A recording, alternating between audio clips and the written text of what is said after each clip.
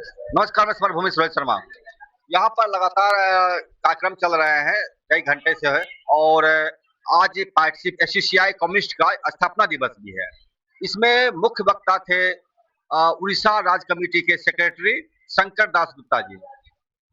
थोड़ी इनसे जानकारी प्राप्त करते हैं मौजूदा हालात के बारे में और आगे क्या मजदूर सोच सकता है या देश की जनता क्या सोच सकती है इस संदर्भ में।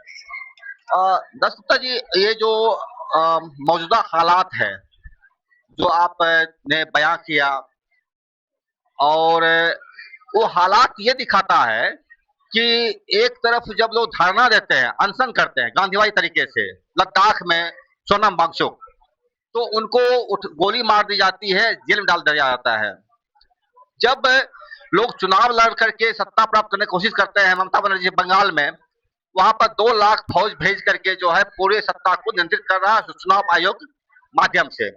मजदूर जब आंदोलन करते हैं धरना करने के और तो नोएडा की तरह जो है वहां पर बुरी तरह से पिटाई की जाती है, मार पिटाई जाती है, नक्सल एजेंट पाकिस्तानी घुसपैठिया इस तरह से बोला जाता है। जब देश की जनता हथियार उठाकर संघर्ष करने जाती है जल जंगल जमीन का सवाल छत्तीसगढ़ की तरह, तो उसको गोली से भून दिया जाता है माओवादी कह करके। मेरा सीधा पे सवाल होगा, आखिर देश की जनता क्या करे अपनी समस्याओं को दूर करने के लिए? आप लंबे अनुभव से क्या सीखा? देखिए, ये बोला जाता है कि हमारे देश एक जनवादी देश है और ये सबसे बड़ा सबसे महत्वपूर्ण जनवादी देश है। लेकिन आप जो बोले हैं, आप जो सवाल रखे हैं, उसी के अंदर में इसका मतलब उत्तर है। ये जनवाद नहीं है, ये फैसीवाद है। इसीलिए इस दमन चल रहा है सभी जगह पर। इससे कुछ डेमोक्रेसी का संपर्क नहीं है। आपने आपने कहा जैसे फांसीवाद है, आप स्टालिन को मानते हैं और कहा जाता है कि फांसीवाद सिर्फ बंदूक की नली से साफ होता है। माओ तुंग का भी ये कहना था। और बिना फांसीवाद से बिना लड़े, जो लाल फौज बिना लड़े इसको खत्म नहीं कर सकता है। इस पर आप क्या सोचते हैं? आप स्टालिन के बाद क्यों बोले मुझे मालूम नहीं है, लेकिन स्टालिन के साथ फैसीवाद। आपने फांसीवाद कहा, हिटलर फांसीवाद का नाम वही हिटलर के नाम बोलिए, स्टालिन नहीं। स्टालिन फैसीवाद के खिलाफ लड़े थे। हाँ, बिल्कुल।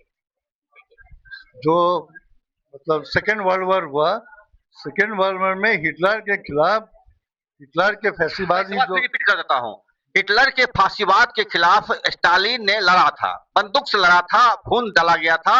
स्टालिन ने कहा था कि फांसीवाद से बात नहीं की जा सकती, उसको सिर्फ खत्म किया जा सकता है। स्टालिन का कोट था। भारत में आपने कहा फांसीवाद है, आपके पास क्या तरीका है?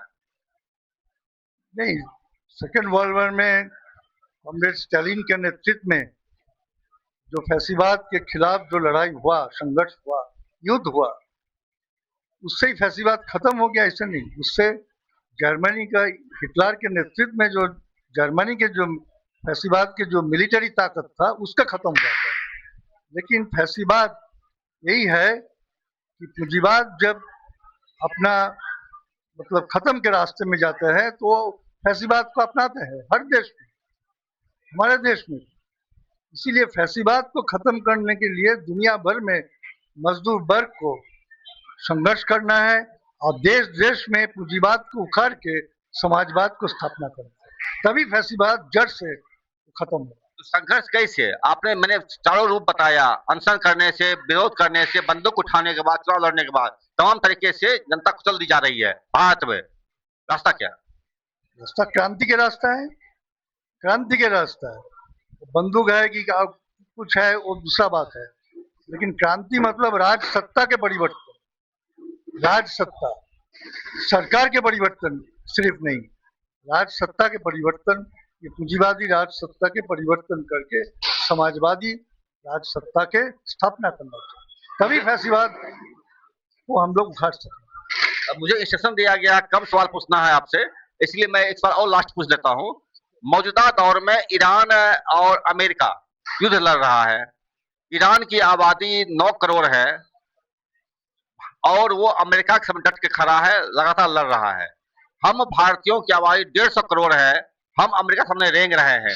ऐसा क्या मसला है जो लड़ रहा है, हम रेंग रहे हैं? बात ऐसे नहीं है कि ईरान लड़ रहा है और भारत लड़ रहा है ये बोलने से तो मुश्किल है। भारत तो विभाजित, एक बार विभाजित देश है ना।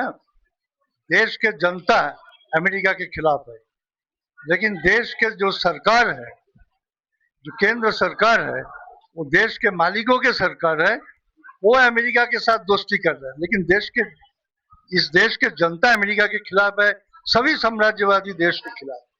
तो क्या आप ये कहना चाह रहे हैं कि देश की जनता भारत की सरकार को खार फेंक करके अपनी सत्ता कायम कर ले?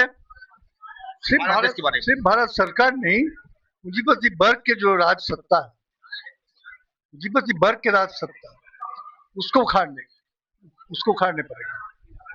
अंतिम सवाल, आपका आज कार्यक्रम था, लगातार 78 साल से लड़ रहे हैं, पार्टी लड़ रही है, आप लोग लड़ रहे हैं और लंबी दूरी से आप आए भी हैं, बहुत सारे लोग भी आए हैं।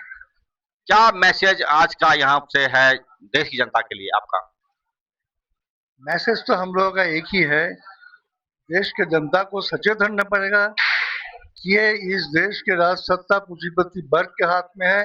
उसके खिलाफ सचेत और संगठित जन आंदोलन छेड़ना है और इस राज सत्ता को उखाड़ के फेंकना है, समाजवाद स्थापना करना।